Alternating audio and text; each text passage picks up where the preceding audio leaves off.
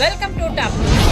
ప్రధాని నరేంద్ర మోదీ, టీడీపీ అధినేత చంద్రబాబు, జనసేనాని పవన్ కళ్యాణ్ ముగ్గురు హాజరైన భారీ రోడ్ షో విజయవాడలో ప్రారంభమైంది. పీవీపీ మాల్ నుంచి మొదలైన ఈ రోడ్ షో నగరంలోని ప్రధాన రహదారిపై అట్టహాసంగా సాగింది. బీజేపీ, టీడీపీ, జనసేన నేతలు, కార్యకర్తలు భారీగా హాజరు కావడంతో రోడ్ షోలో జనసంద్రం కనిపించింది. మూడు పార్టీల జెండాల రెపరెపలు, ప్లక్లాడులు, నినాదాలతో విజయవాడలో ఎన్డీఏ కూటమి కోలాహలం మిన్నంటింది. ఒకే వాహనంపై నిల్చున్న మోదీ, చంద్రబాబు, పవన్లను చూసేందుకు ప్రజలు కూడా పోటెత్తారు. ప్రజలకు అభివాదం చేస్తూ కూటమి అగ్రనేతలు ముందుకు సాగారు.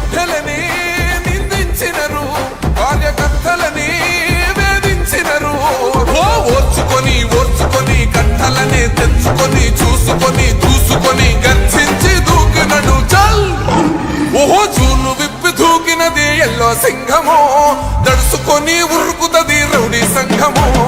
జై జై చంద్రన్న, జై జై జై, నిన్న పేదవడన్న ముందడుగై. ఓరమి సమ్మెలి పెట్టినది తెలుగుదేశమో, తల రాత మార్చుకుంటది ఆంధ్ర రాష్ట్రమో. జై జై చంద్రన్న, జై జై జై, నిన్న పేదవడన్న ముందడుగై.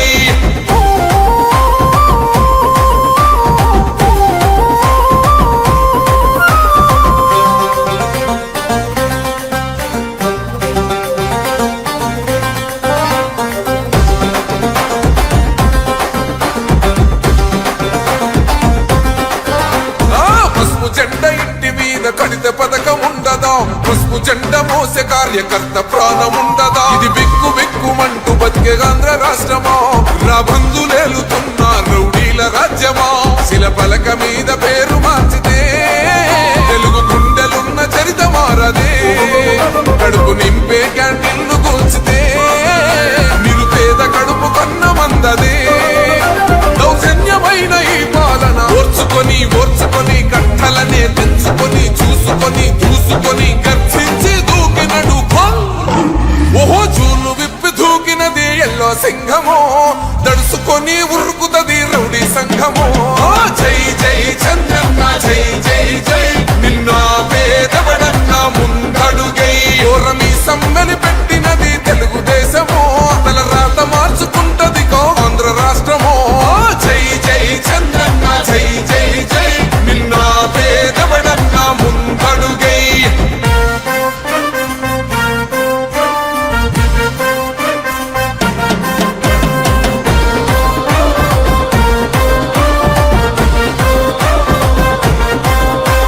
న్యాయమైన కేసు పెడితే నిలవలేదుగా, మేఘమంటూ నిలిచి సూర్యుడునే గెలవలేదుగా. న్యాయమైన తీర్పుని మీరిన్నరు కదా, రేపు తూర్పు నముదయించేది చంద్రుడే కదా. పసుపు రాసుకుంటది ప్రతి గడప, పండగొస్తది ప్రతి ఇంటి నొదలక. కళ్ళ చూస్తదిలే మీ కను పాప, కనికరిస్తాం ప్రతిపక్షం అనక. దౌర్జన్యమైన ఈ పాలన ఓర్చుకొని ఓర్చుకొని కట్టలనే తెంచుకొని చూసుకొని దూసుకొని గర్జించి దూకినడు. చల్ ఓహో జూలు విప్పి దూకినది ఎల్లో సింహమో, దడుసుకొని ఉరుకుతది రౌడీ సంఘమో. జై జై చంద్ర. ప్రధాని నరేంద్ర మోదీ పీలేరు నియోజకవర్గం కలికిరిలో నిర్వహించిన కూటమి సభకు హాజరయ్యారు. నా ఆంధ్ర కుటుంబ సభ్యులందరికీ నమస్కారాలంటూ తెలుగులో ప్రసంగం ప్రారంభించారు. తిరుపతి వెంకటేశ్వర స్వామికి భక్తి ప్రవృత్తులతో ప్రణమిల్లుతున్నారని తెలిపారు. వాగ్గేయకారుడు అన్నమయ్యను ప్రస్తావిస్తూ తన ప్రసంగం కొనసాగించారు. మోదీ లక్ష్యం ఆంధ్రప్రదేశ్ వికాసం అంటూ తెలుగులో నినదించారు. అనేక రకాల ఖనిజాలు కలిగి ఉన్న నేల రాయలసీమ. ఇక్కడ గనులు ఉన్నాయి, భవ్యమైన దివ్యమైన దేవాలయాలు ఉన్నాయి. ఇక్కడ కష్టపడి పనిచేసే రైతులు ఉన్నారు, ప్రతిభావంతులైన యువత ఉంది. పర్యాటకానికి ఎన్నో అవకాశాలు ఉన్నాయి. ఇక్కడ అనేక సమస్యలు కూడా ఉన్నాయని, ఆ సమస్యలకు హద్దే లేదన్నారు. ఆంధ్ర కుటుంబ సభ్యులందరికీ నమస్కారాలు. मैं तिरुपति वेंकटेश स्वामी को श्रद्धापूर्वक प्रणाम करता हूं. भक्ति धारा के संत अन्नामैया को नमन करता हूं. यहां तिरुपति और चित्तूर से भी अनेक साथी आए हैं। आप सभी का भी अभिनंदन करता हूं। నేను తిరుపతి వెంకటేశ్వర స్వామికి నమస్కారం తెలియజేస్తున్నాను. భక్తి ప్రదాత అయిన సంత అన్నమయ్యకి ప్రణామాలు తెలియజేసుకుంటున్నాను. తిరుపతి మరియు చిత్తూరు నుండి ఇక్కడికి వచ్చిన మిత్రులందరికీ కూడా నేను అభినందనలు తెలియజేసుకుంటున్నాను. भाइयों और बहनों, रायलसीमा में सामर्थ्य की कोई सीमा नहीं। यहां माइंस हैं, यहां मिनरल्स है, यहां दिव्य भव्य टेम्पल्स है, यहां मेहनती किसान है, टैलेंटेड नौजवान है और टूरिज्म की अपार संभावना है। इसलिए आज मोदी आपके पास आशीर्वाद लेने के लिए आया है। मोदी का लक्ष्य है रायलसीमा का डेवलपमेंट नई ऊंचाई पर पहुंचे। मोदी का लक्ष्य है आंध्र प्रदेश का विकास। मोदी लक्ष्यम आंध्र प्रदेश विकासम। సోదరి సోదరులారా, రాయలసీమలో ఎన్నో సమస్యలు ఉన్నాయి. ఆ సమస్యలకి హద్దే లేదు. ఇక్కడ గనులు ఉన్నాయి మరియు ఖనిజాలు ఉన్నాయి. ఇక్కడ భవ్యమైన దివ్యమైన దేవాలయాలు ఉన్నాయి. ఇక్కడ కష్టపడి పనిచేసే రైతులున్నారు, ప్రతిభావంతమైన యువకులు ఉన్నారు. మరి పర్యాటక కేంద్రాలకి అవకాశాలు ఎన్నో ఉన్నాయి. ఈరోజు నేను మీ ముందుకు మీ ఆశీర్వాదం కోసం వచ్చాను. మోడీ లక్ష్యం రాయలసీమని బాగా అభివృద్ధి చేసి కొత్త ఎత్తులకు తీసుకెళ్తాం. మోడీ లక్ష్యం ఆంధ్రప్రదేశ్ అభివృద్ధి. साथियों, आप सभी ने दशकों तक दूसरों पर भरोसा किया है, लेकिन आपको क्या मिला? यहां डेवलपमेंट नहीं हुआ, यहां सिंचाई की सुविधा नहीं है, यहां इंडस्ट्री नहीं है, यहां किसान परेशान है, यहां नौजवानों को काम के लिए दूसरे शहरों में जाना पड़ता है। आप मुझे बताइए, ये हालात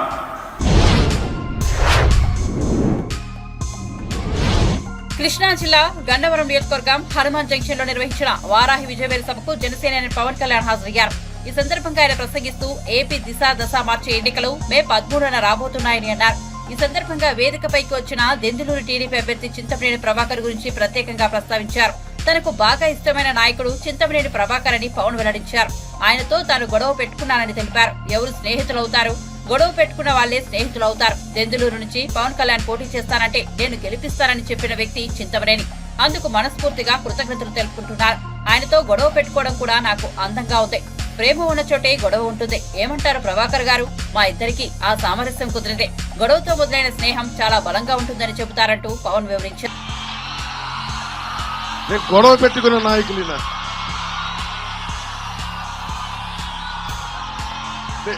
ఎవరు స్నేహితులు అవుతారు? గొడవ పెట్టుకున్న వాళ్ళే స్నేహితులు అవుతారు. అంటే ఈయన నువ్వు పోటీ చేస్తానంటే, పవన్ కళ్యాణ్ పోటీ చేస్తానంటే దెందులూరు నుంచి నేను నెగ్గిస్తాను, గెలిపిస్తానని చెప్పిన చింతమనేని ప్రభాకర్ గారికి మనస్ఫూర్తిగా నా హృదయపూర్వక నమస్కారం.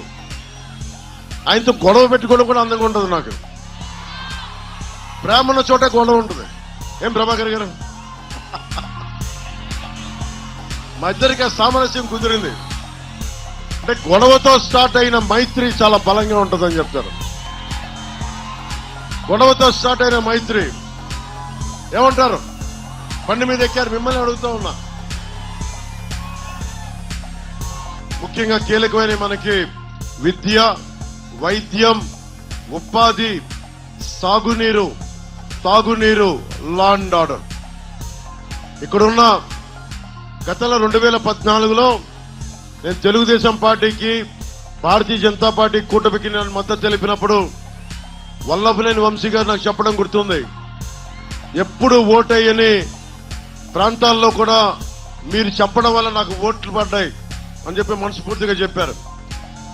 అతను చాలా హేతు ఉన్న నాయకుడు, వివేకం ఉన్న నాయకుడు, ప్రజలకు అండగా ఉన్న నాయకుడు అని అనుకున్నాను. కానీ ఈ రోజున విభేదాలు ఉండొచ్చు. నేను చంద్రబాబు గారితో విభేదించాం, చింతమనేని ప్రభాకర్తో విభేదించాం. ఎక్కడా కూడా పాలసీ దాటి వ్యక్తిగతంగా కానీ ఒక్క మాట మాట్లాడాలి. ఆయన కూడా అంతే నాతో మాట్లాడారు, విభేదించాం. రాజకీయాలు విభేదాలు ఉంటాయి, పాలసీ పరమైన అభిప్రాయ భేదాలు ఉంటాయి, మాట అనుకుంటాం. కానీ దానికి ఒక పరిమితి ఉంటుంది.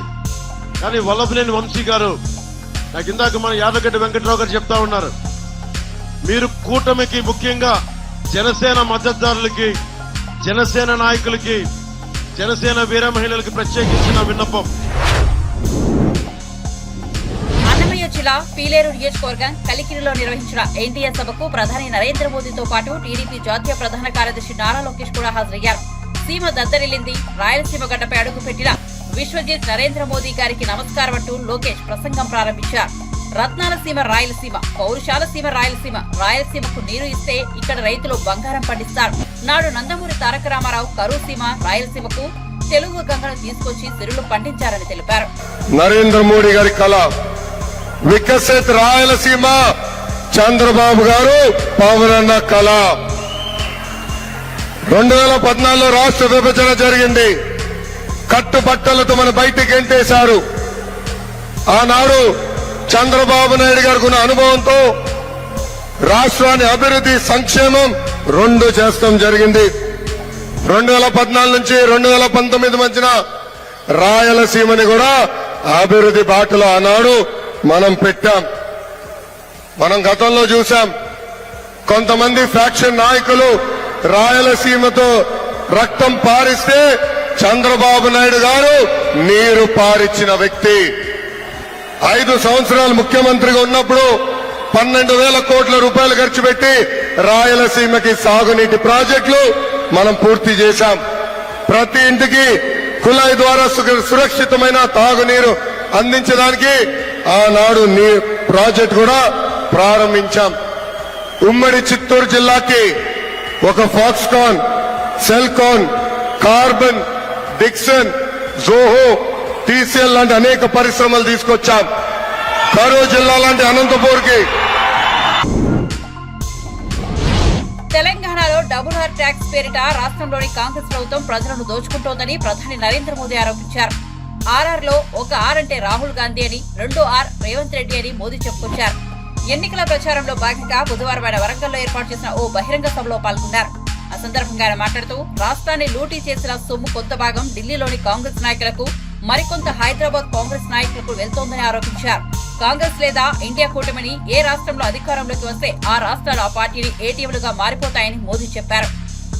आपने देखा होगा कि कांग्रेस के शहजादे पिछले 5 साल से सुबह उठते ही माला जपना शुरू कर, जब से उनका राफेल वाला मामला ग्राउंडेड हो गया तब से उन्होंने एक नई माला जपना शुरू। 5 साल से एक ही माला जपते थे, 5 उद्योगपति, 5 उद्योगपति, 5 उद्योगपति। फिर धीरे धीरे कहने लगे अंबानी अडानी, अंबानी अडानी, अंबानी अडानी। 5 साल से। लेकिन जब से चुनाव घोषित हुआ है इन्होंने अंबानी अडानी को गाली देना बंद कर दिया। मैं आज तेलंगाना की धरती से पूछना चाहता हूँ, जरा ये शाहजादे घोषित करें इस चुनाव में ये अंबानी अडानी से कितना माल उठाया है, काले धन के कितने बोरे भर करके रुपये मारे हैं, क्या टेम्पो भर करके नोटे कांग्रेस के लिए पहुंची है, क्या सौदा हुआ है।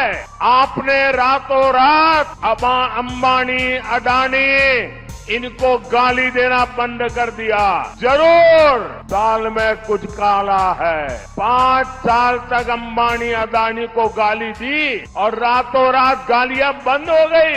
मतलब कोई न कोई चोरी का माल टेम्पो भर भर करके आपने पाया है मिथिलारा ये जवाब देना पड़ेगा देश को। బీఆర్ఎస్ నేత క్రిషాంక్ అరెస్ట్ అప్రజాస్వామికమని ఆ పార్టీ కార్యనిర్వాహక అధ్యక్షుడు కేటీఆర్ అన్నారు. ఉస్మానియా విశ్వవిద్యాలయం మెస్ల మూసివేతపై దుష్ప్రచారం చేసిన కేసులో చంచల్గూడ జైల్లో ఉన్న క్రిషాంక్ ను ఆయన కలిశారు. అనంతరం మాట్లాడుతూ క్రిషాంక్ చేసింది తప్పైతే తాను జైలుకు వెళ్తారన్నారు. సీఎం రేవంత్ కు దమ్ముంటే ఆయన పెట్టిన సర్క్యులర్ తమ పార్టీ నేత పెట్టిన సర్క్యులర్ నిపుణుల ముందు పెట్టాలన్నారు. తప్పు చేసిన వారిని జైల్లో పెట్టాలని కేటీఆర్ డిమాండ్ చేశారు. సోదరుడు BRS party social media convener, అదేవిధంగా తెలంగాణ ఉద్యమంలో క్రియాశీలంగా పనిచేసిన విద్యార్థి నాయకుడు, Telangana state mineral development corporation మాజీ అధ్యక్షుడు సోదరుడు మన్నే క్రిషాంక్ గారిని ఒక ఫ్రివలస్ కేసులో, అంటే ఒక పనికిమాలిన కేసులో చేయని తప్పుకు ఇవాళ అరెస్టు చేసి ఈ రాష్ట్ర ప్రభుత్వం గత వారం రోజులుగా వేధిస్తూ ఉంది. తప్పు చేసిన రేవంత్ రెడ్డి ఇవాళ బయట తిరుగుతూ ఉన్నాడు. ఫోర్జరీ చేసి ఉస్మానియా చీఫ్ వార్డెన్ యొక్క లెటర్ను ఫోర్జరీ చేసిన క్రిమినల్ ఏమో ఈ రాష్ట్రానికి ముఖ్యమంత్రి, కానీ అసలు నోటీస్ని బయటపెట్టిన క్రిషాంక్నేమో ఈరోజు చెంచల్గూడ జైల్లో పెట్టినారు. దీన్ని బట్టే చెప్పవచ్చు ఈ రాష్ట్రంలో వ్యవస్థ ఎట్లా పనిచేస్తూ ఉంది, ఈ రాష్ట్రంలో ప్రభుత్వ పనితీరు ఎట్లా ఉందో దీన్ని బట్టే చెప్పవచ్చు. ఇవాళ ఈ రాష్ట్ర ముఖ్యమంత్రిగా ఉన్న రేవంత్ రెడ్డి గారిని నేను అడుగుతా ఉన్నా, క్రిషాంక్ కనుక పెట్టిన సర్క్యులర్ తప్పైతే నేను ఇదే చెంచల్గూడ జైల్లో నేను జైలుకి పోతాను. ఒకవేళ నువ్వు పెట్టిన సర్క్యులర్ ఫేక్ అని మేము రుజువు చేస్తే నువ్వు జైల్లో కూర్చుంటావా అని చెప్పి నేను రేవంత్ రెడ్డిని అడుగుతా ఉన్నా. ఇవాళ మా సోదరుణ్ణి జైల్లో పెట్టి ఈ రకంగా ఇబ్బంది పెట్టడం, ఈ రకంగా కావాలని ప్రభుత్వంలో ఉన్నానని చెప్పి అధికార యంత్రాంగాన్ని అడ్డం పెట్టుకునేదైతే చిల్లర రాజకీయం చేస్తున్నాడు రేవంత్ రెడ్డి. తప్పకుండా ప్రతిదానికి కూడా బదులు చెప్పే టైం వస్తుంది, ప్రతిదానికి కూడా మిత్తితో సహా చెల్లించే టైం కూడా వస్తుంది. ఒకటి మాత్రం పక్కా, ఇప్పుడే క్రిషాంక్ గారిని కలిసినాను నేను, చాలా ధైర్యంగా ఉన్నాడు, చాలా నవ్వుతూ చిరునవ్వుతో చెప్తున్నాడు, ఏం కాదన్నా, నాకేం పర్వాలేదు, నాకు ఉద్యమము కొత్త కాదు, కేసులు కొత్త కాదు, ఏం పర్వాలేదని చెప్తున్నాడు.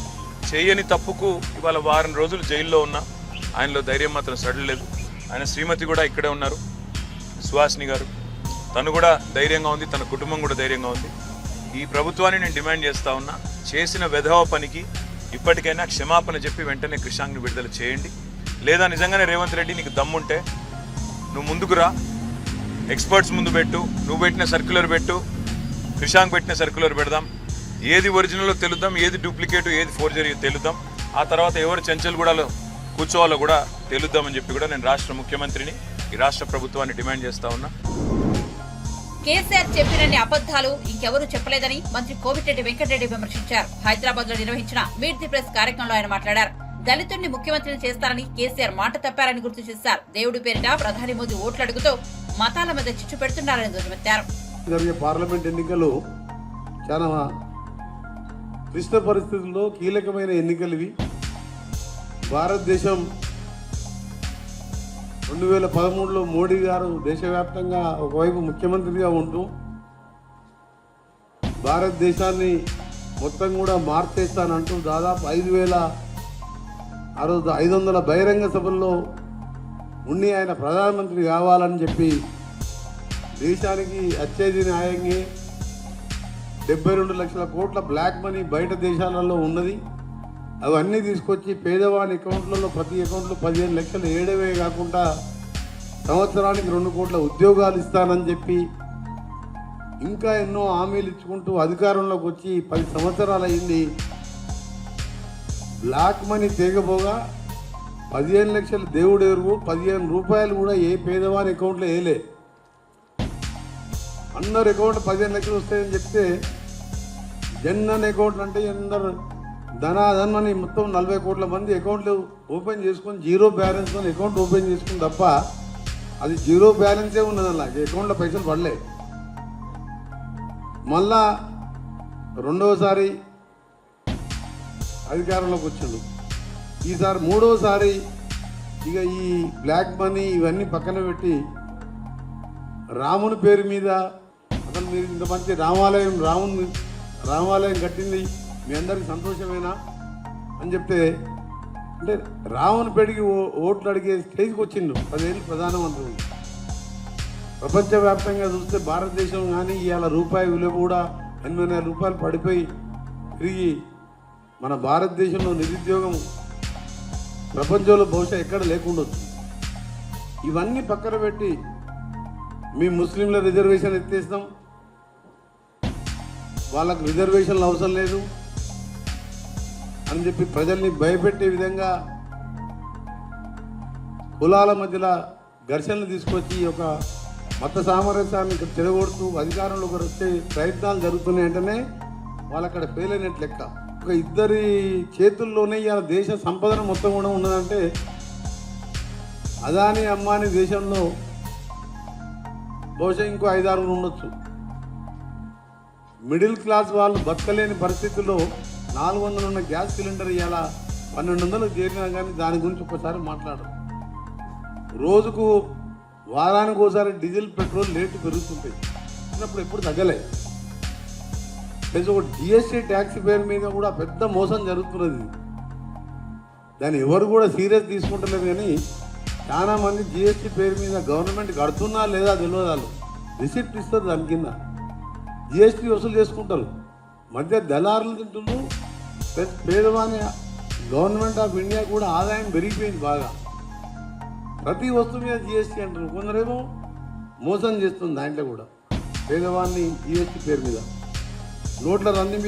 నోట్ల రద్దు చేసి ఈరోజు మొత్తం కూడా రాత్రి కనీసం రోడ్ల మీద చూసినాం 1-2 స్థానాల్లో డిపాజిట్ కోసం ఆయన పోరాటం చేస్తుంది తప్ప ఏ ఒక్క స్థానం వచ్చే అవకాశం లేదు. కాబట్టి నా టార్గెట్ అంతా ఇవాళ కులాల మతాల మధ్యన ఘర్షణ తీసుకొచ్చి ఎన్డీఏ కూటమితోనే మా టార్గెట్. ఇక్కడ ఒక క్యాస్ట్ కమ్యూనిటీ మనం టార్గెట్ చేస్తే ల్యాండ్ టైటిలింగ్ యాక్ట్ అమల్లోకి తేవడంతో ముఖ్యమంత్రి జగన్మోహన్ రెడ్డిపై ప్రజల్లో తీవ్ర అసంతృప్తి నెలకొందని మాజీ మంత్రి డిఎల్ రవీంద్రారెడ్డి అన్నారు.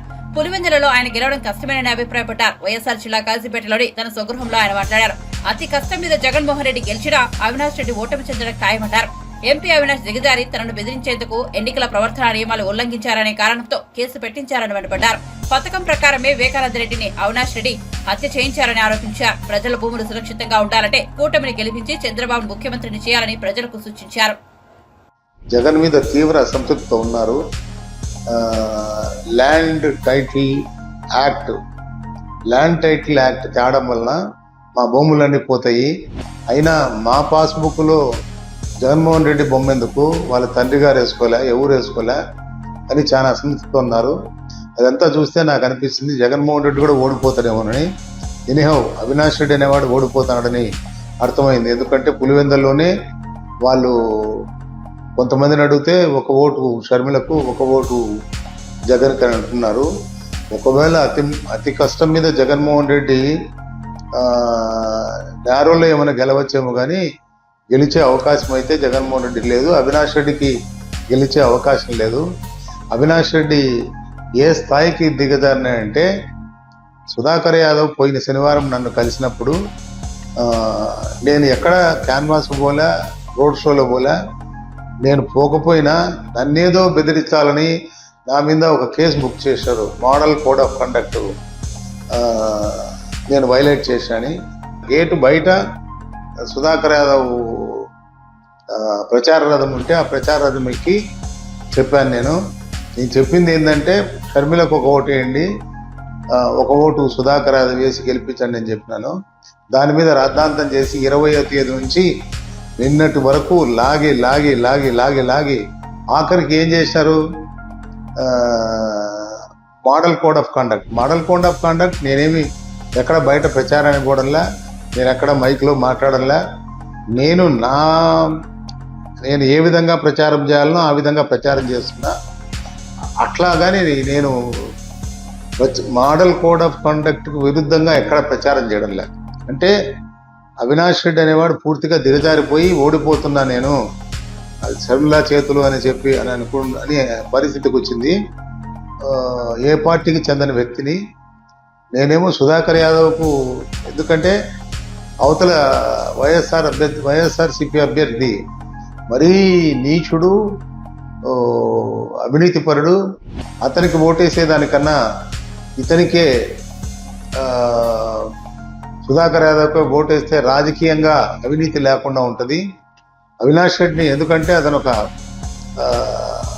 ఒక కరుడు కట్టిన నేరస్తుడు. ఎంత నేరస్తుడు అంటే ఒక ప్లాన్ ప్రకారము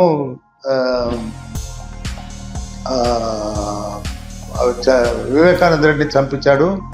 ఎట్నో అదృష్టం కొద్దీ విజయమ్మ అమెరికా పోయిందని బతికింది, కానీ లేకపోతే నేను ఎప్పుడో ప్రెస్ కాన్ఫరెన్స్లో చెప్పిన నెక్స్ట్ ఎలక్షన్స్ ముందు ఎవరో కొన్ని షర్మిలను విజయమ్మను లేపేస్తాడని. ఆమె అట్లా అమెరికా పోయింది. షర్మిలకు ఫుల్ సెక్యూరిటీ ఉంది. ఆ అమ్మాయికి సిఆర్పిఎఫ్ వాళ్ళ కానిస్టేబుల్స్ ఉన్నారు కాబట్టి షర్మిలను ఏం చేయలేడు. ఇతని పరిస్థితి గులకరాయి తగులితేనే అంత ఇష్యూ చేసినాడు. అతని పరిస్థితి అంత అగమ్యగోచరంగా ఉంది. ఇతను ఖచ్చితంగా ఇతని పార్టీ ఓడిపోతుంది, ఇతను ఓడిపోతాడు, ఇతని తమ్ముడు ఎంపీ కూడా డెఫినెట్గా ఓడిపోతాడు. ఈ ప్రజలు ఇప్పుడున్న పరిస్థితుల్లో మనకు జీవన్మరణ సమస్య AP land title act. AP land title act నేను కాపీ కూడా తెప్పించిన. Act number 27 of 2023. దానికి ఈ డాక్యుమెంట్లు ఏదైతే ఉన్నాయో మన దగ్గర తీసుకునేటివన్నీ క్రిటికల్ కేర్ అని హైదరాబాద్లో ఉంటుంది. దాని బ్రాంచ్ ఆఫీసు, అమెరికాలో అది ఆఫీసు. దాంట్లో డిజిటలైజ్ చేసి పెట్టుకుంటారంట. అంటే ఎప్పుడు జగన్కి అవసరమైతే జగన్ తీసుకుంటాడు. కాబట్టి రైతులు దయచేసి మీ భూములు సేఫ్గా మీకు ఉండాలంటే తెలుగుదేశం కూటమికి ఓట్లు వేయండి, చంద్రబాబును ముఖ్యమంత్రి చేయండి. భయపడకుండా ఆ రోజు పోలింగ్ రోజు ఖచ్చితంగా అందరూ వచ్చి మీ భూములను కాపాడేందుకు, మీ ఆస్తులను జగన్ 5 ఏళ్ల పాలనలో ఏపీలో ప్రజలు ఇబ్బందులు పడ్డారని ప్రముఖ సినీ నటుడు నారా రోహిత్ అన్నారు. రాష్ట్రంలో సుపరిపాలన కావాలంటే చంద్రబాబును ముఖ్యమంత్రిగా గెలిపించుకోవాలని కోరారు. ఎన్నికల ప్రచారంలో భాగంగా ఆయన బుధవారం శ్రీ పొట్టి శ్రీరాములు నెల్లూరు జిల్లా కావలిలో పర్యటించారు. నెల్లూరు ఎంపీ అభ్యర్థి వేమిరెడ్డి ప్రభాకర్ రెడ్డి, కావలి అసెంబ్లీ అభ్యర్థి కృష్ణారెడ్డికి మద్దతుగా నారా రోహిత్ రోడ్లు అభ్యర్థించారు.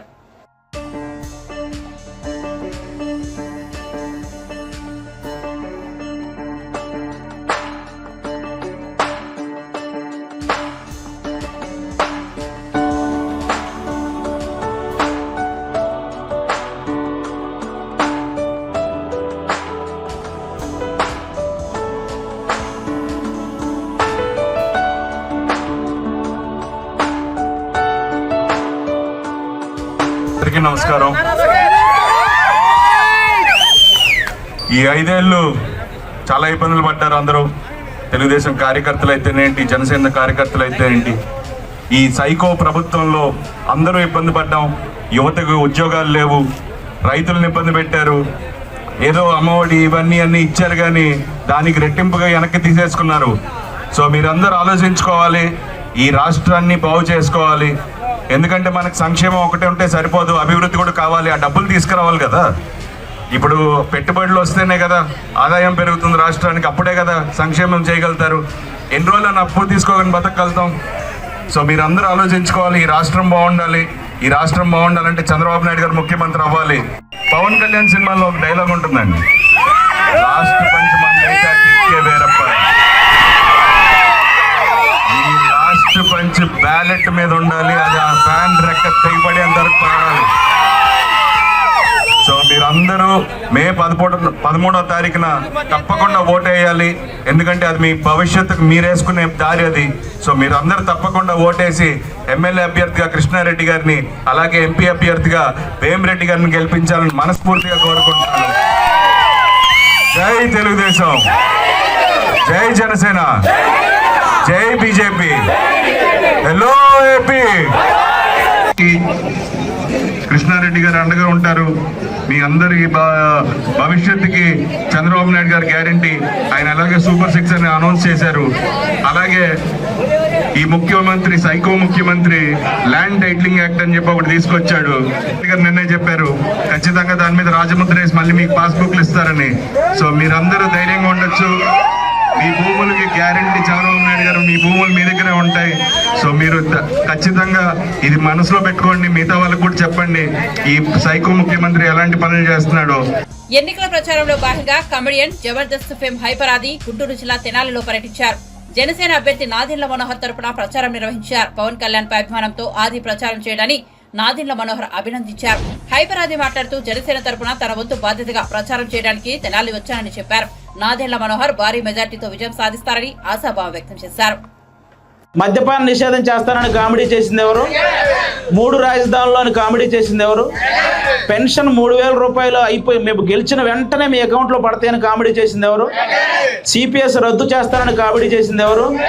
జాబ్ క్యాలెండర్ ఇస్తానని కామెడీ చేసింది ఎవరు? కామెడీ మొత్తం వాళ్ళు చేసి నన్ను కామెడీ అని అంటే ఎంతవరకు కరెక్ట్?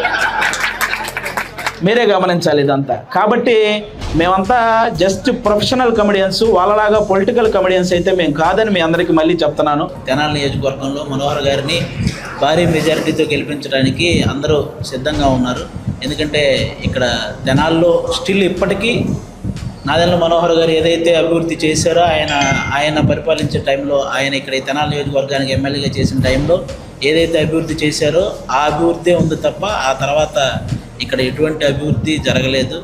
కాబట్టి అందరూ కూడా ఈసారి కూటమి తరపున నిలబడ్డ మనోహర్ గారిని భారీ మెజార్టీతో గెలిపించడానికి సిద్ధంగా ఉన్నారు. నాకు తెలిసి ఈ సరౌండింగ్స్లో ఈసారి తెనాల్లోనే హైయెస్ట్ మెజార్టీ రాబోతుంది అన్నది తెలుస్తుంది. ఇప్పటికీ మనకి అసెంబ్లీలో ఒక స్పీకర్ అంటే ఎప్పటికీ గుర్తుండిపోయే స్పీకర్ మనోహర్ గారు. ఎందుకంటే సభని అటు అధికార పక్షానికి ప్రతిపక్షానికి ఈక్వల్ వాల్యూ ఇస్తూ నడపగలిగిన ఒకే ఒక స్పీకర్ మన మనోహర్ గారు. మీరు మిగతా నెక్స్ట్ వచ్చిన స్పీకర్స్ని మీరు చూస్తే వన్ సైడెడ్గా ఉండేది. ఓన్లీ ప్రతిపక్షాన్ని అసలు పట్టించుకోకుండా, వాళ్ళ చెప్పేది వినకుండా, లేకపోతే స్పీకర్ కూడా ఏదో బూతులు మాట్లాడే స్థాయిలో ఈ అసెంబ్లీలు నడుస్తున్నాయి అన్నమాట.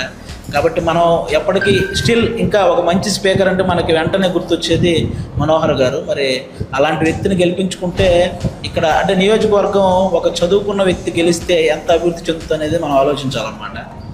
అది ఈసారి అందరికీ అది వచ్చిందని అనుకుంటున్నాను. ఎందుకంటే ఈ కూటమిని గెలిపించడానికి నేను ఇందాక ఎయిర్పోర్ట్ నుంచి వస్తుంటే ఈ రోడ్లు చాలా ఇదైంది. అంటే పొరపాటున ఒక ప్రెగ్నెంట్ లేడీ కనుక ఆటోలో ఆవిడ ఈ రోడ్ల మీద ప్రయాణిస్తే హాస్పిటల్కి వెళ్ళకముందే ప్రసవం అయింది ఆటోలో, అలా ఉన్నాయి రోడ్లు. కాబట్టి ఇలాంటి రోడ్లు మారాలన్నా లేకపోతే జనాల్లో అన్ని రకాలుగా అభివృద్ధి జరగాలన్నా కూడా మనోహర్ గారు లాంటి వ్యక్తి ఖచ్చితంగా గెలవాలి. అది ఈసారి జనాలు దానికి రెడీగా ఉన్నారు. ఎక్కడికి వెళ్ళినా సరే ఆటోమేటిక్గా ముందే చెప్పేస్తున్నారు, మీరు రానక్కర్లేదండి, ఈసారి కూటమిని గెలిపించడానికే సిద్ధంగా ఉన్నారని. ఏ నియోజకవర్గానికి వెళ్ళినా ఆ ప్రభుత్వ వ్యతిరేకత అంతుందన్నమాట.